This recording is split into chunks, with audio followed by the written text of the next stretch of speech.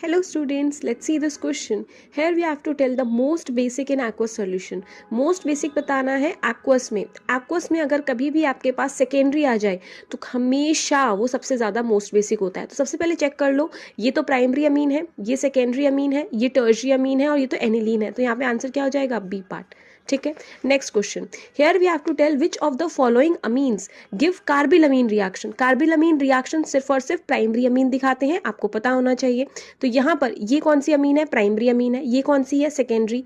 Tertiary और secondary. तो answer क्या हो जाएगा? ए पार्ट. ठीक है. ये नेम रिएक्शन भी है, कार्बिल अमीन रिएक्शन, इसको पढ़ लेना अगर आपको याद ना हो. Then next question.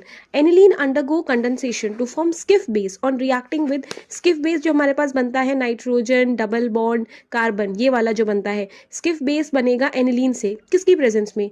एल्डिहाइड की प्रेजेंस में वो बनेगा. तो हमारे पास आंसर हो जाएगा इसका बेंजल्डिहाइड. स्किफ बेस बनता है एल्डिहाइड की प्रेजेंस में, बेंजल्डिहाइड की प्रेजेंस में. ठीक है. फिर उसके बाद next question. An isocyanide on reaction with hydrogen in the presence of platinum gives amide, primary amine, secondary amine या अल्कोहल. तो उन्होंने क्या बोला? आइसोसाइनाइड बोला. आइसोसाइनाइड कैसा दिखता है? आइसोसाइनाइड दिखता है NC ऐसा. ठीक है.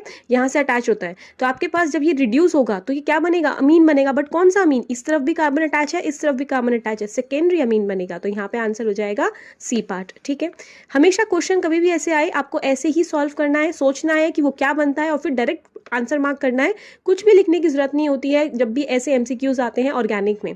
Then aniline on oxidation with Na2CrO4, Na2CrO7 and H2SO4 gives what. कभी भी आपके पास एनिलीन हो या फिर फिनॉल हो और Na2CrO4 बहुत स्ट्रॉन्ग ऑक्सीडाइजिंग एजेंट है, विद H2SO4 दे दिया, हमेशा हमेशा आंख बंद करके आपको क्या मार्क करना है? पैराबेंजोक्विनोन. पैराबेंजोक्विनोन बनता है. इसका स्ट्रक्चर कैसा होता है? यहाँ पर हमारे पास ऐसे दो डबल बॉन्ड्स होते हैं, C डबल बॉन्ड यहाँ पे आ जाता है और C डबल बॉन्ड यहाँ पे आ जाता है. This is your parabenzoquinone. I hope you understood these 5 questions. In the next segment, we will discuss more 5 questions.